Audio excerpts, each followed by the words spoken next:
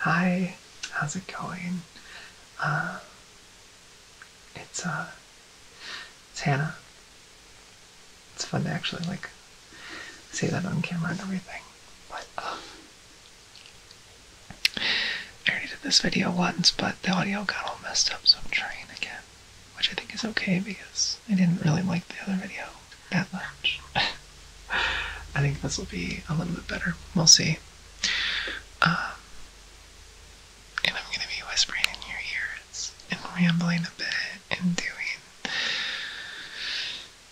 a little talk. Just because I don't feel like doing a role play at the moment, but I got a comment from someone on my last video when I played some piano to talk through transition and all that kind of stuff. My experiences, whatever. And that person seemed like a lovely person, so I think she deserves to get that video request fulfilled. So here I am.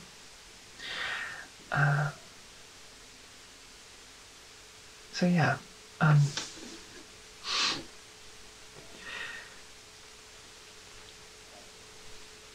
transitioning is something that's very interesting to talk about, mostly because it's hard. And it hurts. No matter who is transitioning, no matter at what stage, it is hard.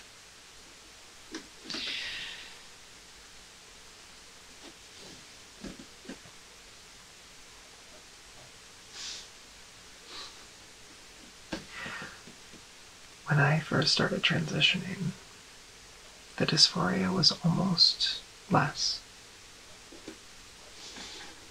Different, really, but it still feels like less because, especially early on, it was like I couldn't see a way out. I couldn't imagine myself being pretty or being taken seriously as a woman. All I saw was all the stuff that most of us trans girls see, which is the facial hair and the body hair and the bone structure. My face, my lack of hips, my lack of a butt.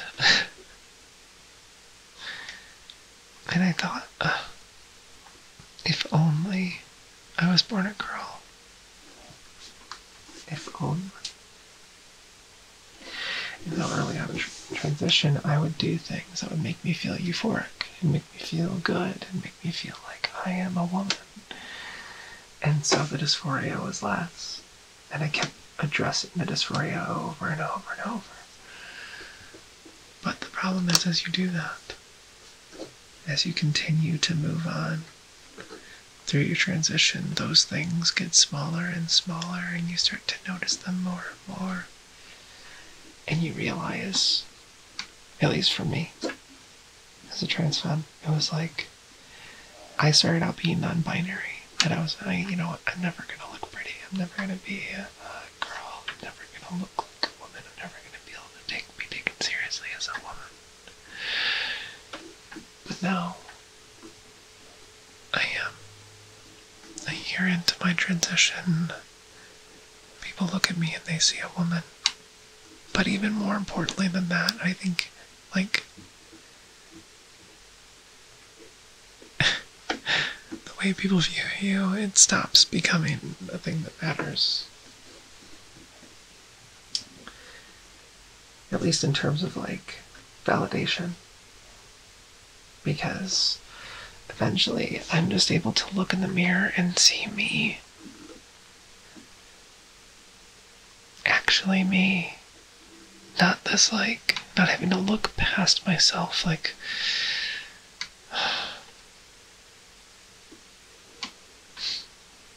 like it's one of those magic images or whatever that you have to look past.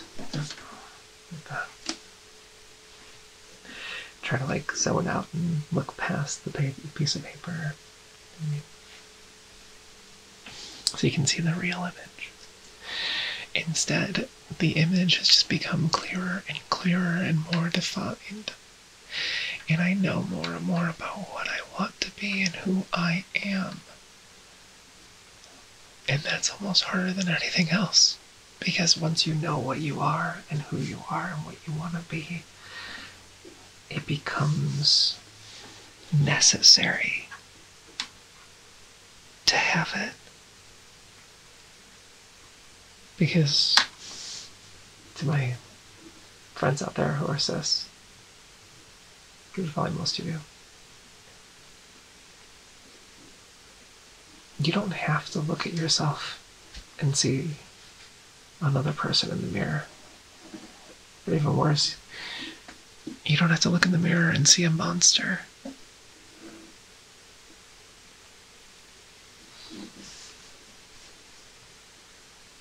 But we do.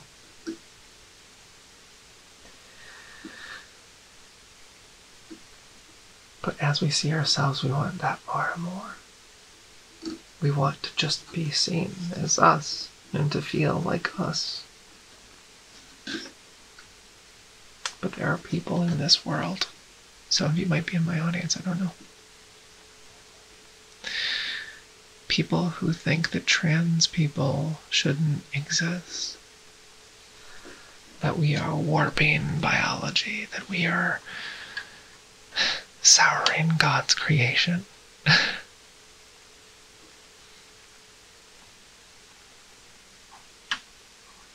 You want to know something? We are. We are. Because you don't want to know something? The God that those people believe in doesn't exist. And so, to them it's real. To them, what God created is real. But to me, it's all just cope. It all just is trying to find meaning in things that don't have meaning. Because at the end of the day, I'm a nihilist, right? Like, nothing really matters. Really, like, think about it, like, people keep trying to use religion and to use society and to use these structures that they build to try to find some kind of meaning in their life. You see people go after guys like Jordan Peterson or Andrew Tate or whoever. Like, they go for these people that tell them that they're going to find meaning. Or they go to self-help books. They go to their favorite band and they idolize these people that they view as almost gods. And they create an identity around those things. And fundamentally, none of it is real.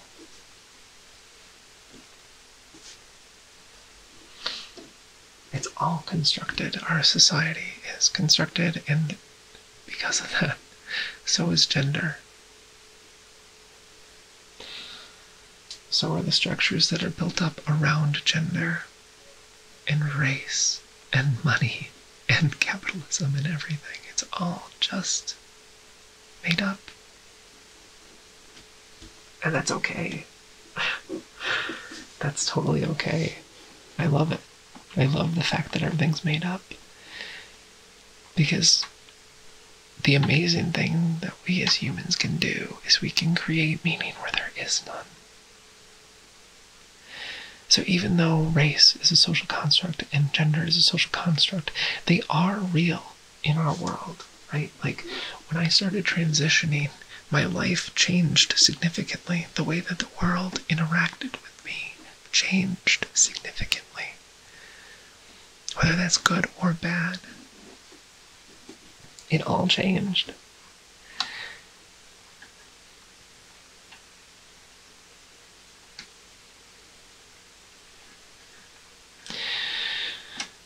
And I think part of the hurt that we experience as trans people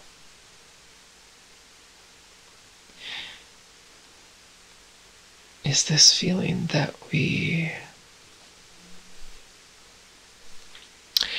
have to grieve every part of our life. We have to grieve the people that raised us, the people that used to care about us many times, at least in my life.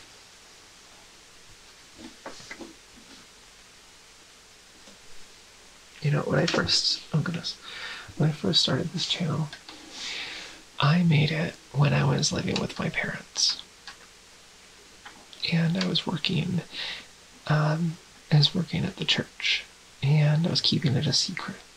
And I made a video about coming out as gay, and how disruptive it was, and how scary it was. Because it is. And then I took it down. And I took it down because I was afraid. Because the people in my life, the people that I relied on, the people that kept me safe, they were going to hate me. And they did. Some people accepted me and treated me the same when I came out as gay. But most people, they just treated me differently. The hate didn't come through in shouting or screaming or disowning or whatever. It just, my relationship with them just slowly eroded. They stopped giving a shit. They stopped wanting to take care of me because I wasn't one of their own anymore. I was a queer. And the same exact thing has happened. But like 10 times worse. Coming out as trans. Because it's visible. Because instead of it being something that I keep in the bedroom, my identity, my self, I'm trans. And there's nothing that I can do to change that. And there's no way to hide it or to put it on the back burner. When people who knew me from before see me, they see Hannah. They don't see dead me, right? Like, but in their heads, they still see a projection of my former self on top. And it creates incongruence in their mind.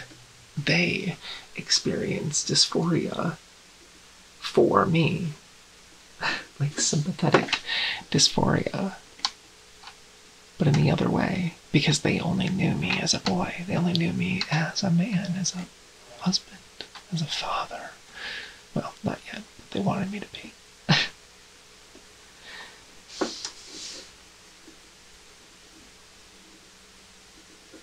But that was never me. Never. And I think for them, the people who stuck around, it's taken a lot of grieving and a lot to get over, and a lot of like feeling you're not the same person. You're not who I knew.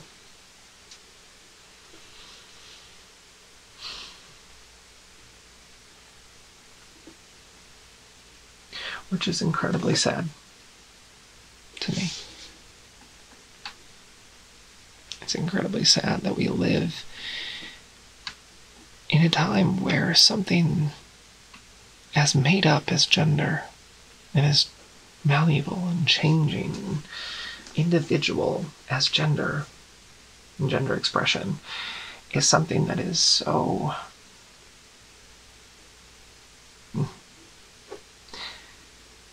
rigid in so many people's minds. So I've had to mourn my entire family.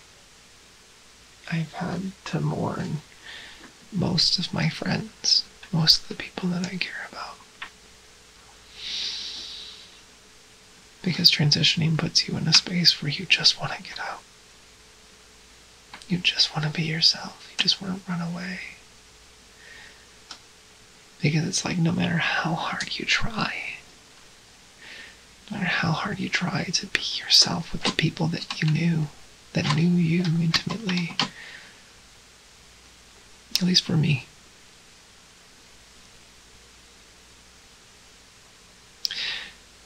the incongruity is just too much. because I am so incredibly different than I was. I am not the same person at all, like, in any way. Like, I still have the same skills and the same things that I like to a certain extent, but at the end of the day,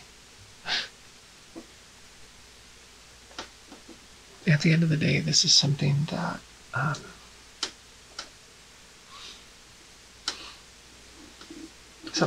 they can't stomach fully, because realistically they don't know who I am and don't care to know, because I'm someone that they wouldn't like.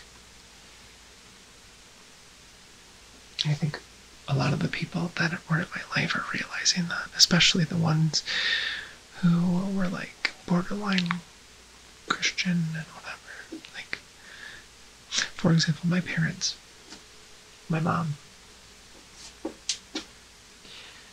she feigned as if she was okay with it for a while. But when I actually came out to her, like, she seemed nice and she seemed cool about it, and then a month later I find out that she outed me to my entire extended family. Everyone. And her excuse was, I didn't think that was a big deal. I didn't think that you would care. Which is silly. And a lie, obviously.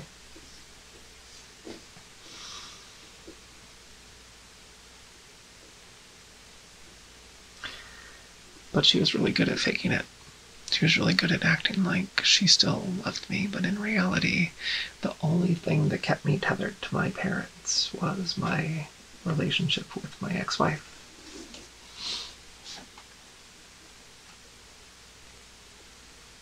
Because when I came out as gay, I was only gay for, I don't even know, like 8 months, 9 months before I met Kelsey.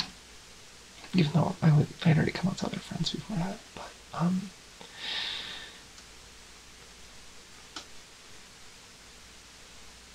but once I got with my ex-wife, everything changed again. Right? So, like, I lost some friends, my family treated me differently, they saw me as like a crazy person or a burden or whatever. But then I met Kelsey, and she changed everything. She became my beard. Even though I'm pan, right? Like, I came out as gay, but really I'm pansexual. I'm into everyone. But at the time, like, I was still so embedded in religion that I didn't even realize that it was an option to be bi or be pan. So, either way, she functioned as my beard. She was the person that made me straight passing. And so my hair changed, my demeanor changed, I became a different person. I put on a mask of a boyfriend, of a husband eventually, of a potential father, of someone who's going to take care of their daughter, her family. And I couldn't. Like, I could barely take care of myself. So once I started to transition, it was like all the things that her family kind of knew already. Like, the family already had this image of me that I was not responsible, that I was like, that I wasn't like them, that I took too much time for myself and didn't commit enough to the family.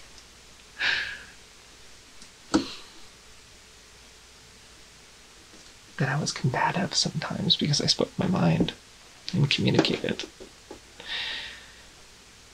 and treated them like friends. And I thought they were my friends. But then her family just kept misgendering me. And at first it was like, oh yeah, it's just like, it just takes time. And 6 months go by. And I keep, like, waiting for the change to happen. Like, a year goes by. And I have this conversation with, my ex-wife's mom, and it's awful. I'm accused of being deceptive, and she was trying to, like, find a piece to prove that I knew that I was trans the entire time and that I had manipulated her into marrying me so that I could get her stuff.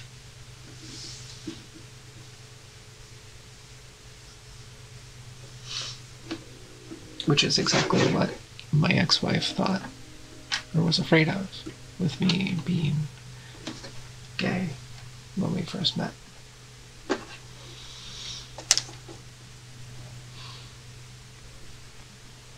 And it was hard. It was hard to function. It was hard to be myself. I couldn't voice train the way that I wanted to. I couldn't wear the clothes that I wanted to. It was a constant game of, like, trying to keep everyone happy. And at a certain point, I just thought, fuck it. I don't care anymore.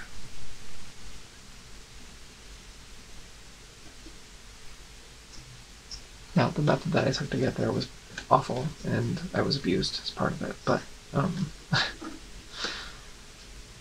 but I think that kind of demonstrates the desperation, right? Like,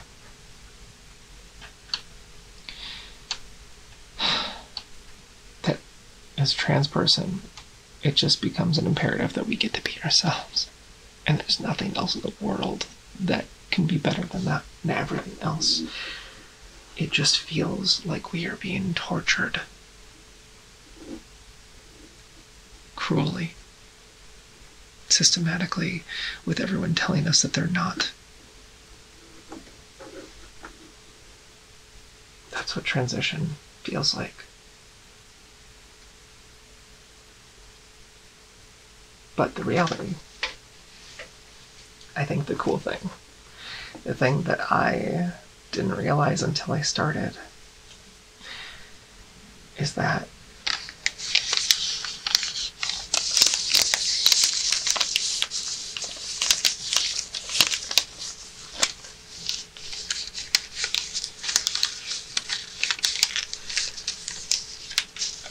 the things that tied me to my family and the friends who didn't care, the things that kept me bound to them, tethered to them,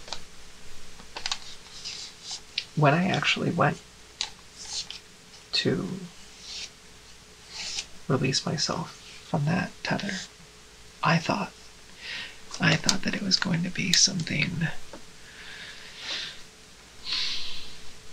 that was going to be hard to cut through. Something that was going to take a saw and cut through a rope. Maybe some bolt cutters to cut through a chain. But the reality is, they were keeping me tethered by just a strip of paper. And that's all I had to do. I just had to rip that paper. Actually rip it. And then I was free.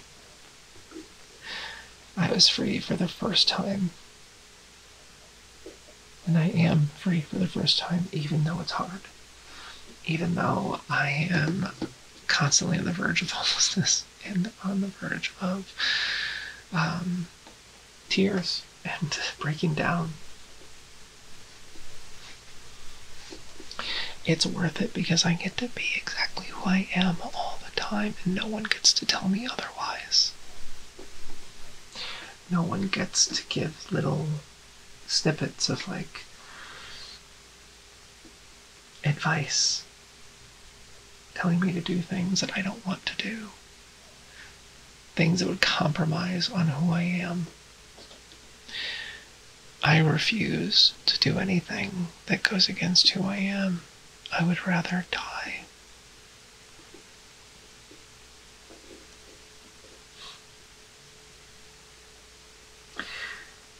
And I think that's what a lot of straight people, cis people, they can't get over that cognitive dissonance, right? There's this feeling that, like, they can't wrap their heads around actually being yourself. Because for them, they just are. They don't have to work for it. They don't have to think about it. They don't have to change their body. Even though they do. Like, let's be real. Like, women that get, plastic surgery, or men that get plastic surgery, or guys who work out, or whatever, that try to get really buff, like, they all have gender dysphoria, and they're trying to alleviate it, right? Like a guy that's skinny and wants to be buff, like, that's him wanting to be more of a man. That's gender dysphoria, really. Like, it's the desire to become more of yourself. But we don't call it that. And they don't see it as the same thing. They don't feel the same thing because it's not existential. For us, when we do those things, when a trans man takes testosterone and tries to get buff and tries to alleviate that tension, that incongruity, just like a cis man would, they're ostracized. They're called groomers. They're called freaks, faggots, queers, whatever. When my mom gets Botox in her face, that's just called, whatever, she's just trying to look pretty. Get a little older, just wants to, look more like she wants to. That's her alleviating her incongruity in her self-image and who she is, in her body. But when I do it, I'm viewed as a queer. I'm viewed as an aberration, as different, as weird, as bad. Mentally ill.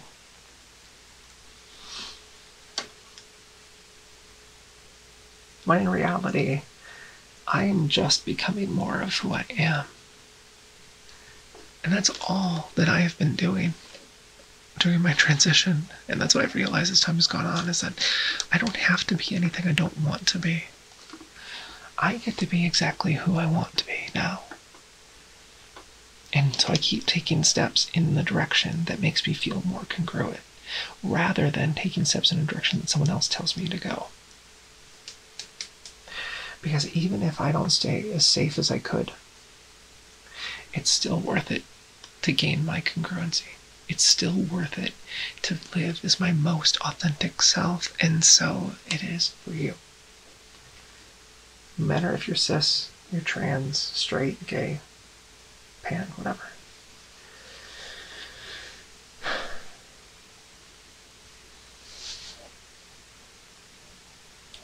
You deserve to live as your most authentic self.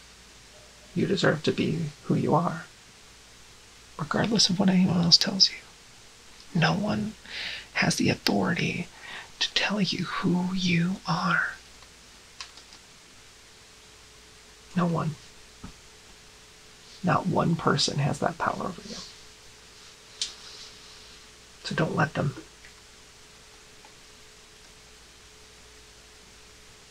Be exactly who you are all the time, because it matters. Even when it's hard, even when it hurts.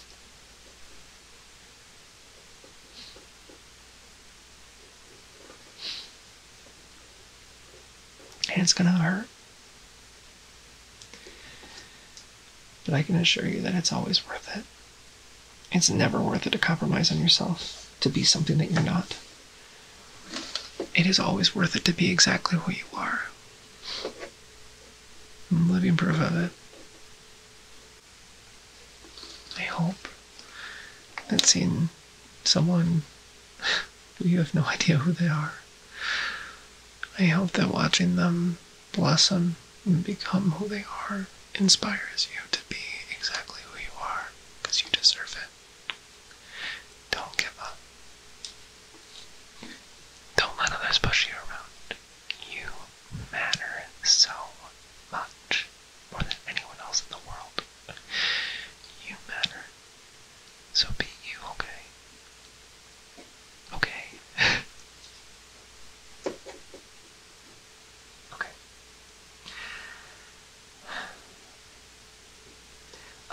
Thank you to the commenter that suggested doing this little ramble.